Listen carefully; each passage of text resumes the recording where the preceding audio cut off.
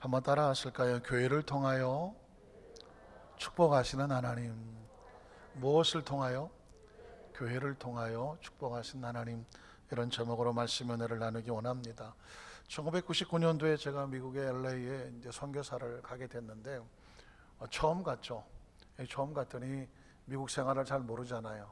성도님들께서 미국의 이야기를 해주고 싶어서 아주 이 얘기 저 얘기를 또 질문도 하시고 하는데, 그 중에 하나 기억이 나는 게 뭐냐면, 목사님, 일본 사람 세 사람이 미국에 오면 뭘 먼저 하신지 아십니까? 모르죠. 그랬더니 스시집을 차린다는 것입니다. 일본 사람 세 사람이 모이면 회집을 차리는 거예요. 아마 일본 음식을 서로 맛보고 또 그러려고 그랬던 것 같기도 하죠. 아, 네. 그랬더니 그럼 중국 사람 세 사람 모이면 뭐 할까요? 짜장면이죠. 저도 짜장면 집 차립니까? 그랬더니 여러분 아시겠지만 중국에는 짜장면이 없다고 하죠. 오히려 중국 사람도 요리하는 걸 좋아하니까 중화 요리집, 정식 요리집을 차린다는 것입니다. 그래서 그런지 미국에서 중국집 가보면 우리나라 중국집하고는 차원이 다르더라고요. 아주 화려한 음식들이 많이 나오는 정통 요리집이 많아요. 결국 마지막 질문을 하고 싶은 겁니다. 한국 사람 세 사람이 모이면 뭐 할까요? 고스톱치나리지. 혹시 그냥 하도 신문에 그냥 비행기 안에서 비행기 공항에서 담요 깔고 고스톱 친다 그래서 혹시 그랬더니 그게 아니고 한국 사람 세 사람이 모이면 교회를 세운다는 것입니다. 교회를 세운대요. 그러고 보니까 전 세계에 여러분 여행 많이 다녀보셨겠지만 어디를 가더라도요 한국 사람이 없는 데가 없습니다. 여기는 없겠지 하는 어떤 사막 같은 데도 가보니까 거기도 한국 사람이 식당하고 있더라고요. 그런데 그 세 사람이 모이면 항상 크든지 작든지 교회를 세우고 주일이면 나와서 예배를 하고 교회 중심적으로 삶을 살아간다는 것입니다. 그래서 제2의 영적 이스라엘 민족이다, 이스라엘 백성이다 라고 하는 별명이 전혀 손색이 없는 거죠. 제가 한 번을 만났더니 미국에 이민 오자마자 교회를 세우고 온 가족이 하나님을 섬기며 교회 중심의 삶을 사셨더라고. 근데 하나님께서 복을 많이 내려주셔서 우리는 하나님이 없으면, 교회가 없으면 우리는 못 삽니다, 이런 고백을 하셨습니다. 여러분 5월 18일이 무슨 날일까요? 요즘 5.18해서 광주 민주항쟁 그렇게 많이 인식이 되어 있지만 1958년 5월 18일은 무슨 날일까요? 여의도 순복음교회가 창립되고 개척되어서 탄생한 날입니다. 그러니까 교회 창립일이죠. 1958년 5월 18일, 벌써 62년이 됐는데 오늘은 교회 창립주일을 맞이해서 오늘 교회를 통해서 축복하신 하나님, 우리 성경을 함께 살펴보면서 은혜 나누기를 원합니다. 우린 첫 번째로 구약시대 처음 하나님은 어떻게 만나셨을까? 제단과 제물에서 만나시고 축복하신 하나님의 모습을 발견하게 됩니다. 창세기 4장 3절로 4절을 봅니다. 한번 같이 읽어볼까요? 세월이 지난 후에 가인은 땅의 소산으로 제물을 삼아 야훼께 드렸고, 또 아벨은 자기도 양의 첫 새끼와 그 기름으로 드렸더니 야훼께서 아벨과 그의 제물은 받으셨으나 가인과 그의 제물은 받지 아니하신지라. 가인이 몹시 분하여 안색이 변하니 야훼께서 가인에게 이르시되 내가 분하여 함은 어찌 됨이며 안색이 변함은 어찌 됨이냐. 내가 선을 행하면 어찌 낯을 들지 못하겠느냐. 선을 행하지 아니하면 죄가 문에 엎드려 있느니라. 죄가 너를 원하나 너는 죄를 다스릴지니라. 여러분, 가인의 제사와 아벨의 제사 성경을 통해서 알고 계시죠? 아담과 하와 이후에, 에덴에서 쫓겨난 이후에 바로 등장하는 것은 바로 가인과 아벨의 제사가 나오고 있습니다. 이야기는 뭐냐면 하나님께서 이 에덴이 무너지고 난 이후에 하나님은 누구를 통해서, 제물과 제단을 통해서 하나님을 만나고 예배하게 하는데, 가인의 제사와 제물은 받지 않았다는 얘기는 예배가 그 사람의 운명을 결정하는 것을 볼 수가 있습니다. 아벨은 그의 제물과 제사를 하나님이 받으셨다고 말씀하고 있습니다. 우린 여기서 굉장히 중요한 것을 깨닫습니다. 하나님은 제단과 제물 가운데 그의 백성을 만나시는데 제물과 제단의 형식이 문제가 아니라 그 속에 담겨져 있는 삶과 마음과 예배라는 것입니다. 겉모습을 봐갖고는 전혀 표시가 나지 않지만 가인의 평소의 삶은 하나님을 향한 경외함이 없었습니다. 그래서 자신의 형식적인 예배를 하나님께서 내가 드리니까 하나님이 받으신다고 생각을 했습니다. 그러나 하나님께서 말씀합니다. 예배는 사람이 드리는 것이 아니라 하나님이 받으셔야 완성이 되는 것입니다. 예배는 하나님이 받으셔야 완성이 되는 것입니다. 오늘 성경을 계속 묵상하는 가운데 흐르고 있는 예배에 대한 정확한 본질과 정체성을 하나님께서 우리에게 가르쳐 주십니다. 창세기 8장 20절로 22절에 보면 하나님은 노아를 통해서도 어떻게 만나느냐? 예배와 예물과 제사와 제단이 있었습니다. 노아가 야훼께 무엇을 쌓고? 제단을 쌓고라고 말하고 있습니다. 그러니까 노아는 방주에 나와서 그의 생명과 그의 삶의 감사와 축복의 제단을 먼저 하나님 앞에 드렸다는 것을 볼 수가 있습니다. 모든 정결한 짐승과 모든 정결한 새 중에서 제물을 취하여 번제로 제단에 드렸더니 제단과 제물이 나오고 이것은 노아가 하나님과의 관계 속에서 세워지는 통로였습니다. 그 다음 절을 보면 야훼께서 그 향기를 어떻게 하시고? 받으시고. 제단과 제물을 드리는 이유가 뭐냐면 그 심령에 담겨져 있는 마음을 누가 받으신다? 하나님이 받으신다는 겁니다. 우리의 예배에 향기가 있다는 것입니다. 우리의 예물에 향기가 있다는 것입니다. 우리의 찬양에 향기가 있으며 우리의 기도에 향기가 있는 거예요. 그 향기는 어디서 나올까요? 우리의 심령에서 나오는 것이죠. 하나님께서는 우리의 심령에 향기를 받으시는 것이죠. 그리고 그 중심에 이르시기를 뭐라고 말씀하십니까? 내가 다시는 사람으로 말미암아 땅을 저주하지 아니하리니 이는 사람의 마음이 계획하는 바가 어려서부터 악함이라. 내가 전에 행한 것 같이 모든 생물을 다시 멸하지 아니하리니 땅이 있을 동안에는 심음과 거둠과 추위와 더위와 여름과 겨울과 낮과 밤이 쉬지 않겠다. 홍수로 심판하신 이후에 하나님의 마음은 얼마나 아팠을까요? 그러나 그 예배를 받으시고 제단과 제물을 받으시고 그의 향기를 맡으시고 나서 내가 다시는 사람으로 인하여 땅을 심판하지는 않겠다라는 표현을 쓰고 있습니다. 믿음의 조상들 역시 마찬가지입니다. 창세기 13장 1절로 4절을 보면 하나님께서 아브라함과 어떻게 만나실까요? 아브라함이 애굽에서 그와 그의 아내와 모든 소유와 롯과 함께 네겝으로 올라가니 아브라함에게 가축과 은과 금이 풍부하였더라. 그가 네겝에서부터 길을 떠나 베델에 이르며 베델과 아이사의 고천에 장막 쳤던 곳에 이르니 그가 처음으로 무엇을 쌓았습니까? 아브라함은 하나님과의 그 말씀을 붙잡고 믿음의 출발을 할 때 제일 먼저 한 것은 뭐냐면 제단을 쌓은 것입니다.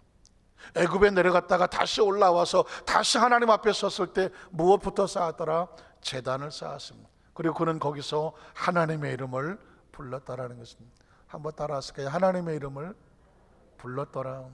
하나님의 이름을 불렀다는 얘기는요, 하나님 앞에 심령을 통했다는 것이고 제단을 쌓았다는 것이고 제물을 드렸다는 것이고 그 마음의 향기가 하늘에 닿도록 하셨다는 것입니다. 결과는 어떻게 될까요? 14절로 18절에 보면 롯이 아브라함을 떠난 후에 야훼께서 아브라함에게 이르시되 너는 눈을 들어 너 있는 곳에서 북쪽과 남쪽 그리고 동쪽과 서쪽을 바라보라. 보이는 땅을 내가 너와 네 자손에게 주리니 영원히 이르리라. 내가 네 자손이 땅에 티끌 같게 하리니 사람의 땅에 티끌을 능히 셀 수 있을진데 네 자손도 세리라. 너는 일어나 그 땅을 종과 횡으로 두루 다녀보라. 내가 그것을 내게 주리라. 이 아브라함의 장막을 옮겨 헤브론에 있는 마므레 상수리 스프레이로 거주하며 무엇을 했을까요? 거기서 누구를 위하여? 야훼를 위하여 제단을 쌓았다는, 예배의 본질과 정체성이 나오는데 예배는 누구를 위해서 쌓는 겁니까? 하나님을 위해서입니다. 한번 따라 하실까요? 예배와 예물은 하나님을 위하여 드리는 것이다라는 것입니다. 우리가 까딱 잘못 생각하면요, 예배를 내가 중심이 돼서 내가 드린다고 생각하기가 쉽습니다. 내가 시간이 있으면 드리고 시간이 없으면 안 드리고, 내가 바쁘면 못하고 안 바쁘면 하고, 봉사도 마찬가지입니다. 내가 좀 시간이 남으니까 봉사를 하고 시간이 없어서 봉사를 못하고, 모든 주권이 지금 나한테 있지 않습니까?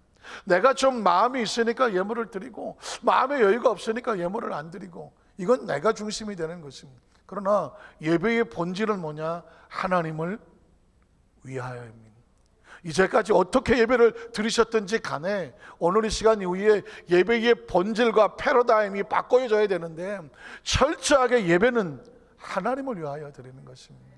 하나님을 위하여, 하나님을 영화롭게 하기 위하여, 하나님이 향기로운 향기를 받기 위하여, 우리의 심령이 하나님 마음에 닿기 위하여 예배가 하나님께 드려지는 것입니다.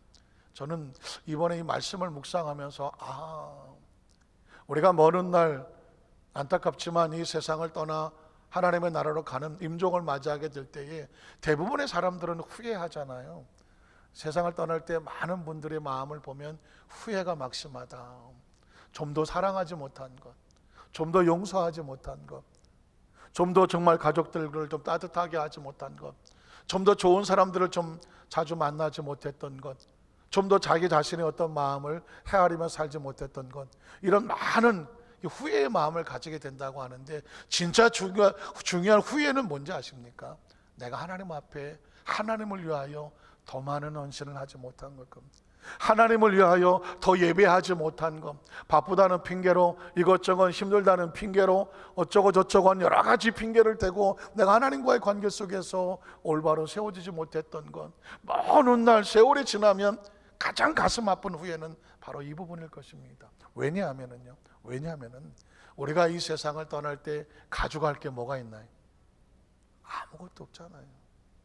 정말 소중한 것이라고 할 때 가져갈 건 아무것도 없습니다. 하나님 앞에 가져갈 수 있는 것은 뭐냐면 믿음밖에 없는 거죠. 믿음밖에 없는. 최근에 혹시 여러분 SNS라든가 혹시 뉴스 보셨는지 모르지만 신영균이라고 하는 아주 오래된 영화 배우가 있는데, 신실한 크리스찬입니다. 이분이 참 꽤 많은 재산도 있었을 텐데 하나님의 나라에 헌신하고 또는 사회에 헌원하고 어려운 사람을 돕고, 자기가 이 세상을 떠날 때는 내 관에는 성경책 한 권만 내 관에 넣어달라, 그런 고백을 했다고 합니다. 무슨 의미입니까? 이 세상을 떠날 때 아무것도 내 소유는 없다는 것입니다. 세상을 떠나는 사람들에게 가장 중요한 소유는 천국인 거죠. 믿으십니까? 소망인 것입니다. 그래서 어떤 왕이 자기가 임종하고 장례를 치를 때 관 옆에다가 구멍을 내달라고 그랬잖아요. 그래서 보통은 시신을 이렇게 묶고 이런 모습인데, 관에 구멍을 내서 양쪽에 손이 이렇게 나오도록, 관이 나가는데 양쪽에 손이 나가요. 손이 빠져나와 있어요. 무슨 의미가 있을까요? 이렇게 화려하게 천하를 호령하던 부귀영화 누리던 왕도 이 세상을 떠날 때는 무슨 손? 빈손이더라. 백성들로 하여금 빈손이다. 사는 동안에, 어차피 세상을 떠날 땐 다 빈손이니까 사는 동안에 하나님을 위하여라고 하는 이 명제 앞에, 말씀 앞에서 아름다운 헌신과 아름다운 추억과 기억과 눈물이 있게 하는, 세월이 지난 다음에 내가 주님 앞에 행한 것을, 전심으로 행한 것을 기억하여 주시옵소서. 희석이 양의 눈물의 기도가 우리의 기도가 되기를 주님의 이름으로 축복합니다. 두 번째는 이 제단과 제물이 이스라엘 백성이 광야를 지날 때는 성막으로 바뀝니다. 두 번째로 성막을 짓게 하시고 축복하시는 하나님의 모습입니다. 출애굽기 25장 1절로 9절에 보면 이 제단과 제물이 이제는 성막으로 바뀌어지는데 하나님의 명령입니다. 야훼께서 모세에게 말씀하여 이르시되 이스라엘 자손에게 뭐하여? 명령하옵니다. 성막과 성전을 짓는 것은 하나님의 명령이었습니다. 사람들이 모여서 우리 심심한데 성전이나 질까가 아니란 말입니다. 하나님이 거하시는 처소는, 예배하는 처소는 하나님이 자기 백성을 향한 명령이었습니다. 자손에게 명령하여 내게 예물을 가져오라 하고, 하나님 앞에 드려지는 예물과 그리고 성전을 짓는데 세우는데 필요한 것은 다 하나님의 원하심이었습니다. 그 다음 절을 보면 오라 하고 기쁜 마음으로 내는 자가. 저는 신앙생활하면서, 목회생활하면서 우리 성도들의 마음속에, 생각 속에 반드시 가슴에 새겨질 단어는 뭐냐면 이 단어입니다. 한번 따라 하실까요? 기쁜 마음. 기쁜 마음. 예배를 드리면서 우리가 여러분이 봉사를 하든지 아니면 무슨 구제를 하든지 전도를 하든지 선교를 하든지 그 어떤 것을 하더라도 하나님 앞에 드려지는 마음, 하나님 앞에 나와서 헌신한 마음은 무슨 마음이어야 된다? 기쁜 마음이어야 돼요. 자원하는 마음이어야 돼요. 그 마음의 심령이 하나님에 대한 감사의 마음이어야 돼요. 저는 아주 어려서부터 신앙생활을 해서 왔기 때문에 감사와 기쁨의 의식도 없이 예배가 생활이었습니다. 그냥 당연히 예배 드려야 돼요. 당연히 성경 읽고 당연히 전 그렇게 살았습니다. 어느 날 순간에 가장 무서운 것은 뭐냐? 감동이 없고 감사가 없고 기쁨이 없는 건 예배가 아니다. 그건 제가 어렸을 때니까 그랬죠. 어렸을 때야 그럴 수 있잖아요. 어느 날 성장하고 철들고 나면 예배의 가장 중요한 건 감동과 감격인 거예요. 만약 우리 성가대가 열심히 하고 있는데 만에 하나 성가대를 봉사를 하는데 마음에 기쁨이 1도 없다. 근데 찬양은 엄청 잘한다. 찬양이라는 단어가 성립이 될까요? 찬양은 그 기쁨의 최고의 100의 100을 더한 심령이 고백되어지는 거 아닌가요? 예배를 나와 있는데 감격과 감동으로 나오는 것입니다. 그래야 하나님께서 기쁨으로 받으시는 예배가 아닐까요? 제가 그 전에 그런 예화를 드렸지만은 어느 분이 어느 목사님인데 다른 사람이 그 목사님한테 참 힘이 든다 그런 얘기를 해요. 왜 그러냐 그랬더니 반가면 악수를 하죠. 요즘 주먹치기하고 팔치기 하지만은 반가워서 악수를 하는데 이분은 악수를 하면서도 항상 사람 얼굴을 안 봐요. 이러니까 사실은 참 악수를 하잖아요. 반갑습니다. 눈을 맞추려고 하는데 눈을 맞추는 그 사람은 딴 데 쳐다보고 막 이러니까 내가 이 사람이 지금 나를 악수하기를 원하는 건지 아니면 지금 형식적으로 하는 건지 좀 심 깊이 막 생각하면 내가 그렇게 가치 없어 보이는 건지 이 사람이 그렇게 중요한 인물은 내가 아닌 건지 애매한 생각들이 들더라고. 어떠십니까? 악수를 할 때 사람의 얼굴을 그래도 짧은 시간이지만 그렇게 하잖아요. 그만큼 마음이 서로 짧은 시간에 주고받을 때 진심이 담겨져야 그 악수 하나에도 감동이 있는 거 아니겠습니까? 하물며 하나님 앞에 나와서 예배하는데 예배가 하나님을 향한 진실의 눈맞춤이 없다면 예배인가 하는 것이죠. 눈맞춤이 없다면 기도인가 하는 거예요. 눈맞춤이 없다면 찬양인가 헌신인가 봉사인가. 그래서 하나님이 하시는 말씀입니다. 내가 명령하여 내게 예물을 가져오게 하되 억지로가 아닌 어떤 마음으로 기쁜 마음으로 내는 자가 내게 바치는 모든 것을 너희는 받을지니라네요. 반대로 기쁨 없이 드려지는 것은 받지 말라는 얘기와도 같습니다. 그래서 저는 우리 여의도순복음 안산교회 온 성도들이 저와 여러분이 함께 만났으니 주님 앞에 최선을 다하여 헌신하고 하나님 나라 가기 전까지 우리 예배는 무슨 마음이다? 기쁜 마음. 어금니 깨물고 그냥 기쁜 마음으로 드려야 돼. 기쁜 마음으로. 왜냐하면 기쁨으로 드려지지 않는 예배는 예배가 아니라니까. 옛날에 그런 찬송이 아니라 노래가 있었어요. 고래사냥. 죄송합니다. 우리 교회 성도들은 오직 찬송 왜 불러? 혹시 아십니까? 가사 한 구절이 머릿속에 있어요. 왜 부르냐고. 돌아서서 가는 사람 왜 부르냐고. 그러면 그 다음 절이 뭐예요? 안 들려. 그래요. 왜 안 들려? 마음 없이 부르는 소리는 안 들려. 여러분은 기도하고 찬송만 하세요. 전도만 열심히 해. 내가 세상 살아가는 얘기는 제가 다 여기저기 주워다가 가르쳐 드릴 테니까는. 세상의 사람들도요, 아무리 뒤에서 불러대도 마음 없이 부르는 소리는 안 들린대. 그냥 부르죠. 신앙도 마찬가지입니다. 그래서 성경은 하나님의 마음이다. 전 강단에 서서 설교하는데 뭘 얘기하겠습니까? 하나님의 마음입니다. 하나님의 마음이 이 강단에 선포되는 말씀을 통하여 성도들의 마음 속에 하나님의 마음이 실려지게 하여 주시옵소서. 여러분, 오늘 예배 가운데 하나님의 마음을 품는 것입니다. 세상에 나가서도 하나님의 마음을 품고 살면 하나님이 함께 하시는 하나님의 사람 아니겠습니까? 그 다음 절 보면 뭐라고 말합니까? 너희가 그들에게서 받을 예물은 이러하니 금과 은과 놋과 청색, 자색, 홍색 실과 가는 배실과 염소털과 붉은 물들인 순양의 가죽과 해달의 가죽과 조각목과 등이와 관유에 드는 향료와 분향할 향을 만들 향품과 호마나무 에봇과 흉패에 물릴 보석이니라. 이 모든 것은 성막을 만드는 필요한, 그 당시 필요한 것들이죠. 그런데 그 성막의 의미가 뭔지 아십니까? 내가 그들 중에 거할, 성막이 왜 필요하다고요? 하나님께서 우리 가운데 함께 거할 성소를 위하여. 그들이 누구를 위해서 짓습니까? 나를 위해서 짓습니다. 아브라함이 하나님을 향하여 위하여 단을 쌓았더라는 것처럼 이스라엘 백성들에게 광야에 드는 이 성막은 누구를 위하여? 하나님을 위하여. 기억하십시오. 오늘 말씀을 끝나고 여러분이 집으로 또 세상으로 돌아가실 때에 하나님을 위하여구나, 이걸 기억하십시오. 하나님을 위한 예배, 하나님을 위한 제사, 하나님을 위한 성소라는 것입니다. 그들이 나를 위하여 짓되, 그 다음 절 보면 물은 내가 내게 보이는 모양대로 장막을 짓고 기구들도 그 모양을 따라 지을지니라. 하나님께서 거하실 성소, 하나님이 친히 계획하시고 만드시고 구상하시고 설계하시고 일일이 하나하나 지시하시는 것을 볼 수가 있습니다.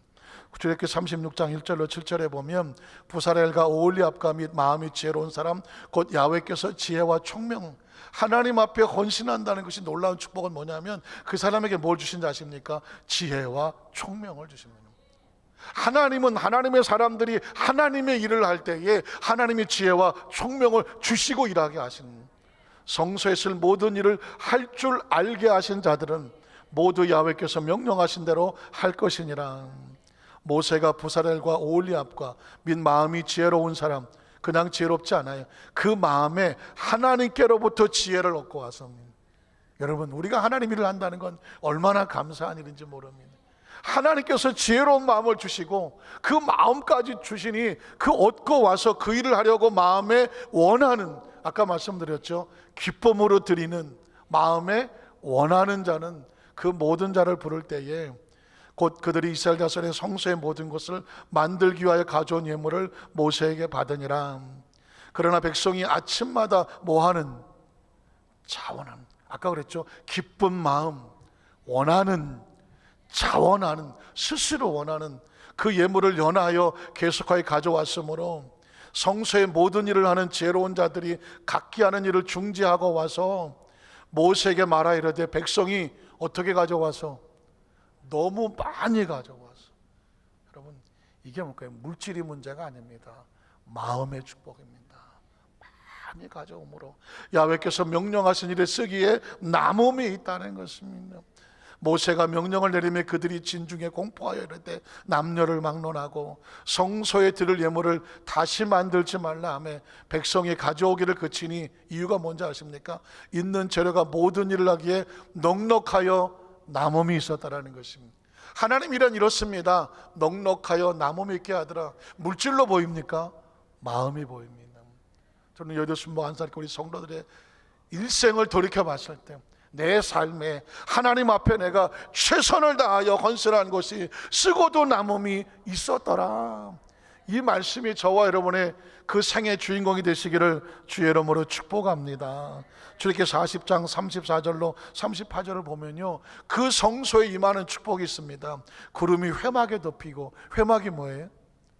그 가죽으로 만든 건 장막이라고 말하고, 거룩하다고 말할 땐 성막이라고 말하고, 하나님이 만나시면 회막이 되는 것입니다. 그러니까 똑같은 이름인데 그 용도에 따라서 하나님께서 구별하였습니다. 회막에 덮이고, 하나님과 만나는 장소에 덮이고, 야훼 영광이 어디에? 영광이 많은 곳이니까 거룩한 성막에 충만함에. 모세가 회막에 들어갈 수 없었으면 이는 구름이 회막 위에 덮이고 야훼 영광이 성막에 충만함이었답니다. 성소와 성전과 회막은 뭐냐? 성막은 하나님의 영광이 충만한 것입니다. 그 다음 절 보면 구름이 성막 위에서 떠오를 때는 이스라엘 자손이 그 모든 행진한 길에 앞으로 나아갔고, 구름이 떠오르지 않을 때는 떠오른 날까지 나아가지 아니하였으며, 낮에는 야훼 구름이 성막 위에 있고 밤에는 불이 그 구름 가운데 있음을 이스라엘 온 족속이 그 모든 행진한 길에서 그들의 눈으로 보았다라는 것입니다. 그러니까 이 성막과 성소는 그들의 삶을 인도하고 지키고 보호하며 이끌고 가는 하나님의 인도하심을 말하는 것입니다. 오늘 저와 여러분의 삶 현장 가운데 오늘 제가 제물과 제단이 성막과 성소가 되어져 갔다는 겁니다. 세 번째는 이게 이제 왕국 시대에 오면 뭐가 되냐면 성전이 되는 것입니다. 왜 성전이 등장하나 그랬더니 제물과 제단이 성소가 되고 장막이 되고 이 장막은 이제 왕국 시대에 뭐가 된더라? 성전이 됩니다. 성전을 짓는 자들을 축복하시는 하나님의 모습입니다. 이 성전을 짓는 곳에서도 하나님의 마음이 있습니다. 열왕기상 6장 11절로 13절에 보니까 야훼의 말씀이 솔로몬에게 임하여 이르시되 내가 지금 이 성전을 건축하니. 그러니까 이 성경 속에 보면 하나님과 자기 백성들 사이에는 항상 만남의 장소가 있었습니다. 아브라함 시대 믿음의 족장들은 제물과 제단, 그렇죠? 광야에서는 장막, 성막, 회막이었습니다. 이제 왕국 시대에는 성전이 있는데 하나님께서 솔로몬에게 이 성전을 건축하니 내가 만일 내 법도를 따르며 내 율례를 행하며 내 모든 계명을 지켜 그대로 행하면 내가 내 아버지 다윗에게 한 말을 내가 확실히 이룰 것이요 내가 또한 이스라엘 자손 가운데 거하며. 성막엔 하나님이 거하시는 장소죠. 내 백성 이스라엘을 뭐하지 아니하리라, 버리지 아니하리라 하셨더라요. 하나님의 백성은 그 가운데 하나님이 항상 함께 하시는 백성이잖아요. 어디에 함께 하시느냐? 성전과 성소와 성막에 함께 하셨네. 그래서 성전을 짓는 자들을 하나님이 축복하시는 것입니다. 열왕기상 8장의 16절로 18절에 보면 내가 내 백성 이스라엘을 애굽에서 인도하여낸 날부터 내 이름을 둘 만한 집, 이걸 뭐라고 말해요? 성전이라고 합니다. 내 이름, 하나님의 이름을 둘 만한 집을 건축하기 위하여 이스라엘 모든 지파 가운데서 아무나 성전을 짓지 않아요. 아무 성읍도 택하지 아니하고 하나님이 택해야 되는데 다만 누굴 택했습니까? 다윗을 택했다. 하나님의 성전은 택함을 받아 짓는 것인데 내 백성 이스라엘을 다스리게 하였노라 하신지라. 내 아버지 다윗이 이스라엘 하나님 야훼 이름을 위하여 성전을 건축할 뭐가 있습니까? 마음이. 하나님의 일은요 마음이 있어야 돼. 왜 봉사가 안 되느냐? 마음이 없어서 그래. 어떻게 힘들고 어려운데 봉사를 하느냐? 마음이 있기 때문에. 갑자기 날씨가 많이 더워지기도 하고 그런 상황 가운데 마스크를 쓰고 나와 예배 드린다는 게 쉽지 않은데 그럼에도 불구하고 달려나오는 건 뭐가 있기 때문입니까? 마음이 있기 때문입니다. 사람은 마음에 의해서 움직이는 거거든요. 헌신은 마음에서 움직이는 거거든요. 성전의 건축도 누가 시킨다고 되지 않더라고요. 마음이 있어야 되는 거죠. 건축할 마음이 있었더니 그 다음 저는 야훼께서 내 아버지 다윗에게 이르시되 내가 내 이름을 위하여 성전을 건축할 마음이 너에게 있으니 이 마음이 너에게 있는 것이 뭐다? 좋다고 말해요. 축복은 딴 게 아닙니다. 하나님 안에서 하나님 일을 하고 싶은 마음이 생기는 것입니다. 저는 우리 여의도 수만산교회 성도들이 하나님을 향한 이 마음이 식지 않게 되시기를 주님의 이름으로 축복합니다. 성가대가 옆에 있으니까 자꾸 내가 성가대 얘기를 하는데 성가대도요 이거 쉽지 않아요. 일주일 내내 무슨 일이 나는지 아무도 몰라. 내가 오늘 하나님 앞에 나와서 성가대의 사명을 감당한다. 일주일 동안 열심히 하지만 그 안에 별일이 다 있어. 붙었다 떨어졌다 할까 말까. 깜짝도 안 하는 이유는 우리 성가대는 끄떡없다는 얘기입니다. 모든 봉사도 저도 교회학교 교사 봉사하다가 이걸 해야 되나 말아야 되나 한 주간 내내 붙었다 떨어졌다 막. 그런데 그걸 하고 나오는 이유가 뭔지 아십니까? 자리를 지키는 이유가 뭔지 아십니까? 마음이 있기 때문입니다. 결국 사탄은 뭘 공격하냐면 우리 마음을 공격합니다. 서운하고 섭섭하고 속상하고 기분 나쁘고 자존심 상하고 그러면 마음이 다치잖아요. 마음이 상하잖아요. 그러면 일하고 싶은 헌신하고 싶은 마음이 생기나요 안 생기나요? 안 생기죠. 여러분 예배는 마음이라고 말했습니다. 예배도 여러분 나올 때의 별의별 생각이 얼마나 많이 가로막습니까? 그러나 하나님의 성전에 나와서 예배를 지키고 하나님 앞에 헌신하고 싶은 마음이 있기에 그 마음에 붙잡혀 나와 계신 줄로 믿습니다. 결국 하나님은 우리의 중심을 보시고 마음을 보시는 줄로 믿습니다. 열왕기상 9장 1절로 5절에 보면 이제 그 마음이 하나님께 있어서 성전을 완성한 그 백성을 축복하신 하나님입니다. 솔로몬은 야훼의 성전과 왕궁 건축하기를 마치며 자기가 이루기를 원하던 모든 것을 마친 때에 야훼께서 전에 기브온에서 나타나심과 같이 다시 솔로몬에게 나타나셨습니다. 야훼께서 그에게 이르시되 내 기도와 네가 내 앞에서 간구한 바를 내가 들었은즉 나는 네가 건축한 이 성전을 거룩하게 구별하여 그곳에 내 이름을 영원히 두며 그곳에 두며 내 눈길과 내 마음이 항상 어디 있으리라? 거기 있으리라. 하나님의 마음을 성전에 두시겠다고 말했습니다. 그러면 이 성전에 나오는 백성은 하나님께 마음을 두려고 나오는 것이니까 예배는 하나님의 마음과 그 백성의 마음이 만나는 거죠. 만나는 겁니다. 그러니까 저는 늘 기도할 때 하나님, 예배 가운데 하나님의 역사가 나타나기를 기대합니다. 하나님의 마음과 자기 백성의 마음이 만나니까 영적인 스파크가 안 일어납니까? 저는 그래서 예전에 그 태진아를 아십니까? 우리 성도들은 전혀 모르시는 거예요.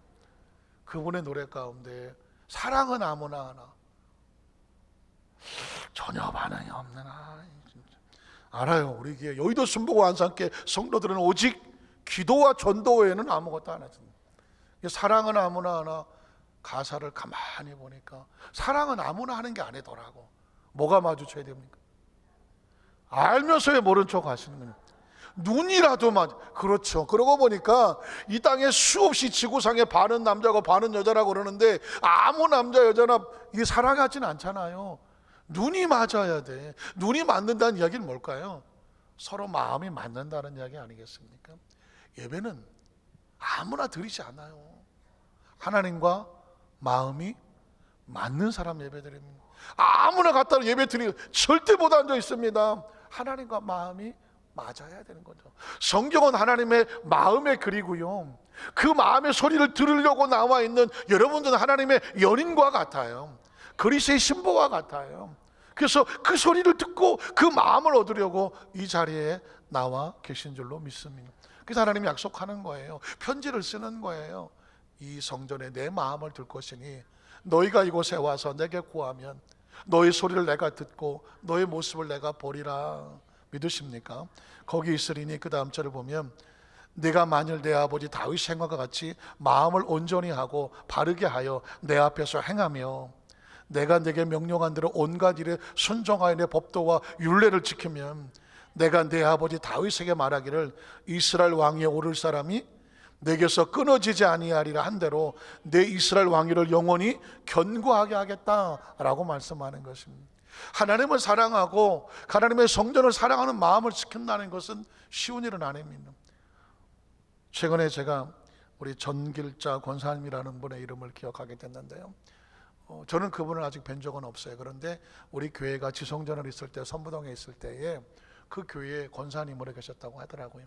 이 권사님이 그때 그런 기도를 하셨다고 하더라고요. 하나님, 내가 하나님이 주셔야 되는 축복들이 있는데 그 축복을 내가 응답받으면 하나님의 성전을 위해서 제가 헌신을 할게요. 그렇게 작정을 하셨답니다. 그런데 그리고 지방에 내려가셨는데 지금 우리 교회를 나오시는 것도 아니고 신안산교회를 나오시는 것도 아니에요. 그런데 이 성전을 향한, 하나님을 향한 마음을 두셨다가 올해 초에 하나님께서 응답을 주셨대요. 그래서 그때 서원하고 작정한 것으로, 사실 적은 돈도 아니에요. 5천만 원이죠. 적은 돈이 아니거든요. 5천만 원을 하나님의 성전, 우리 감사 박수 한번 할까요? 네. 하나님의 성전을 위해서 헌신했으면 좋겠다고 세월이 지나고 지방에 나가 계시는데도 그 예물을 하나님의 앞으로 보내주셨더라고요. 제가 전화를 드렸어요. 너무 감사하다고, 한번 찾아가서 인사를 드리고 싶다 했더니 굳고이 반대를 하시고 사양을 하시고, 저는 교회와 하나님을 사랑하는 마음으로 드린 것이니 그렇게 써주시면 좋겠습니다 라고 하더라고요. 그게 뭐예요? 마음입니다. 세월이 지나도 마음이 식지 않았고 엄청난 적은 금액이 아닌데 그 마음이 뜨거우니까 하나님 앞에 기꺼이고 오히려 기뻐하며 그 교회 위에, 우리 교회 위에서 계속 중보 기도하시겠다고 약속을 해주시더라고요. 사랑하는 성도 여러분, 그렇습니다. 오늘 저와 여러분 하나님께 드린 예배는 다 마음이에요. 예물도 마음이고 기도도 마음이고 헌신도 마음이에요. 그 마음을 잘 지켜내는 걸 뭐라고 말하냐? 신앙이라고 말하는 것입니다. 마지막 네 번째로, 이 성전이 이제 예수 그리스도 이후에 뭐가 되냐면 교회가 되는 것입니다. 이게 공동체, 하나님의 자녀들 공동체가 됩니다. 교회를 세우시고 통하여 축복하시는 하나님의 모습입니다. 마태복음 16장 18절로 19절에 보면 예수님께서 교회가 탄생할 것을 예고를 하십니다. 또 내가 내게 이르노니 너는 베드로라, 내가 이 반석 위에 내 교회를 세운다는, 교회라는 단어가 이제 예수님의 말씀 가운데 나옵니다. 이 교회는 에클레시아라는 말을 씁니다. 제가 이 단어를 나올 때마다 꼭 같이 고백하게 하는데 한번 따라 하실까요? 에클레시아. 지금 저와 여러분과 교회의 정체성이고 본질입니다. 에클레시아는 뭐냐면 하나님으로부터 부르심을 받은, 세상에서 나와서 분리라고 말하죠. 그걸 거룩이라고 말합니다. 분리되어서 하나님의 자녀에서 예배하는 공동체를 뭐라고 말하냐? 에클레시아라고 말합니다. 그걸 교회라고 말하는 것입니다. 이스라엘 시대, 왕국 시대의 성전이 이제는 예수 그리스도 이후에 하나님의 자녀들의, 이스라엘에 국한된 것이 아니라 시간과 공간을 초월하여 전 인류 역사 속에서 하나님 안에 들어와 있는 예수의 복음으로 신앙 고백하는 사람들의 모임을 뭐라고 말하냐면 교회라고 말하는 거죠. 그러니까 더 정확하게 본다면 교회는 우리 교회만 교회가 아니라 하나님을 아버지로 믿고 예수를 구주로 고백하는 모든 성도들은 다 같은 교회를 다니는 거죠. 그 교회가 뭐예요? 예수 그리스도의 교회, 에클레시아라고 말하는 거죠. 그래서 조금 조심스럽지만 교회는 구분하면 안 되고요. 차별은 안 하겠지만 차별해서도 안 되고요. 장로교, 감리교라는 보수 교단들 모두는 다 예수님 안에서 형제와 자매라는 사실을 꼭 기억하시고, 혹시라도 우리 순복음교회가 최고야, 장로교회 안 돼, 이런 소리는 절대로 하지 마시죠. 그거는 아주 어렸을 때는 해. 어렸을 때는. 그러나 교회라는 의미를 정확하게 알고 나면, 에클레시아는 모두 다 하나님의 자녀된 예수 그리스도의 교회의 성도들이구나. 그런 의미에서 교회를 세우리니 음부의 권세가 이기지 못하리라. 내가 천국의 열쇠를 내게 주리니 내가 땅에서 무엇인지 매면 하늘에서도 매일 것이요, 내가 땅에서도 무엇인지 풀면 하늘에서도 풀리리라 하시고, 이거는 그 교회가 천국 열쇠의 문이 되어져서 이제 하나님과 교통하며 교제하는 통로가 되는 것을 말합니다. 마태복음 28장 18절 20절을 보면 교회는 이 사명을 하도록 세워진 것입니다. 교회가 세워질 땐 사명이 있지 않겠습니까? 교회는 뭐 하시는 곳인가? 예수께서 나와 말씀하였을 때 하늘과 땅의 모든 권세를 내게 주셨으니 그럼 너희는 가서 모든 민족을 무엇을 삼아라? 제자를 삼으라는 것입니다. 한번 따라 하실까요? 제자. 교회의 사명은 제자를 삼는 것입니다. 그러려면 먼저 우리가 뭐가 돼야 될까요? 제자가 돼야 되죠. 우리가 먼저 제자가 돼야 다른 사람을 제자 삼을 수가 있기 때문에 교인이 되면 제자가 돼야 돼요. 제가 지난 금요일 예배 때 우리 성도들 이름을 다 바꿔버렸어요. 우리 성도들 이름이 뭐라고요? 명자야. 한번 따라하실까요? 우리는 명자입니다. 원래 내 이름은 명자다. 하나도 없어요. 우리 성도들 다 사명자야. 사명자는 뭐냐면, 사명자, 어떤 일을 위해서 목숨을 걸고 그 일을 해내는 맡은 자들을 사명자라고 말하거든요. 명자가 마음에 안 들면 제자는 사명자와 같은 말입니다. 그리고 그 말은 다시 바뀌어지는데 증인이 되는 것이죠. 그래서 교회란 뭐냐? 모든 민족을 제자로 삼아서 아버지, 아들과 성령의 이름으로 침례를 베풀고, 그리고 내가 내게 분부한 모든 것을 가르쳐 지키게 하라. 볼지어다 내가 세상 끝날까지 너희와 항상 함께 있을 것이다. 이게 뭐냐? 교회 공동체를 향한 사명이죠. 사도행전 1장 6절로 8절에 가면 이제 이런 말이에요. 그들이 모였을 때 예수께서 어찌 이르되 주께서 이스라엘 나라를 회복하심이 이때이니까 하니 이르시되 때와 시기는 아버지께서 자기 권한에 두셨으니 너희가 알 바가 아니요 오직 성령이 너에게 임하시면 너희가 권능을 받고 예루살렘과 온 유대와 사마리아 땅까지로서 내 증인이 되리라. 사명자, 제자, 증인 다 같은 말이거든요. 저는 사실 좀 궁금했어요. 왜냐하면 성령이 예수님이 승천하시기 전에 그때 예수님께서 이 성령의 권능을 선포하시거든요. 요즘은 다시 트롯의 대세 아닙니까? 예, 우리 성도들은 오직 기도와 전도만 합니다. 아직 막 여기저기 TV에 트로트가 막, 그 중에 희한한 노래 하나가 있더만요. 네가 왜 거기서 나와? 별로. 아니 네가 거기서가 왜 여기서 나오냐, 이런 부분인 것 같아요.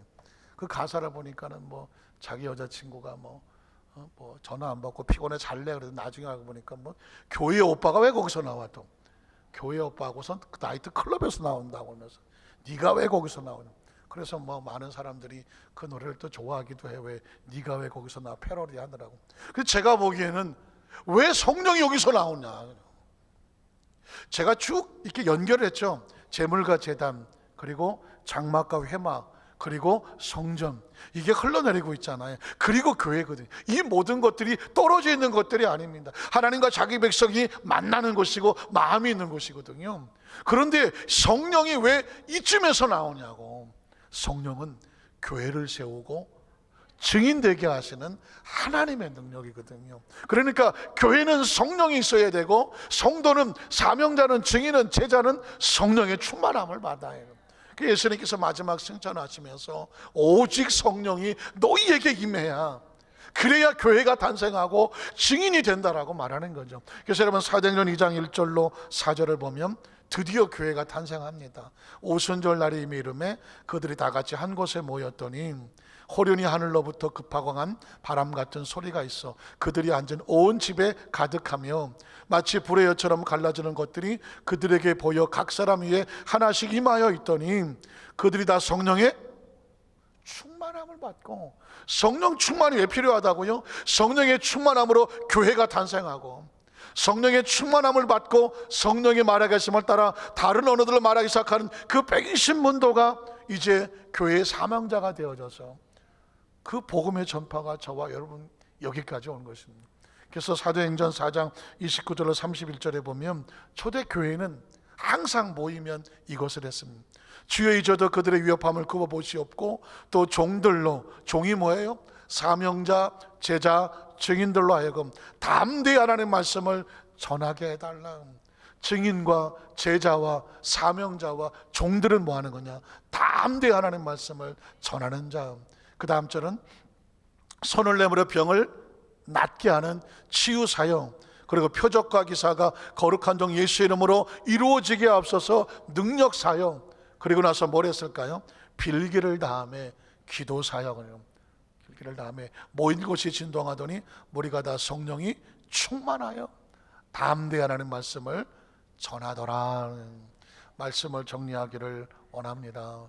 1958년 5월 18일이 여의도 순복음교회 탄생일이고 창립일이고 출발한 날이라고 말했습니다. 지난 62년 동안 성령의 충만한 오직 성령, 정영규 목사님 그리고 수많은 죄종들과 교회들을 통하여서 정말 전 세계 수없이 많은 영혼들이 구원을 받고, 지금도 그 사역은 계속해서 전 세계적으로 이루어져 가고 있습니다. 그 역사의 배후에는 오직 성령님이 역사하는 거죠. 오늘 저와 여러분도 마찬가지입니다. 우리를 살아 숨쉬게 하는 생명의 출발과 목적도 성령님이고, 우리를 이끌어 가실 분도 성령님입니다. 이제 남은 생에 저와 여러분이 증인으로, 사명자로, 제자로, 종으로 이 복음의 사역 위해서 최선을 다하시고, 먼 날 우리가 이 모든 사역을 놓게 될 때 돌아서 보면 하나님 앞에 헌신했던 아름다운 추억들로 가득하시기를, 이 은혜가 함께 하시기를 주의 이름으로 축원합니다.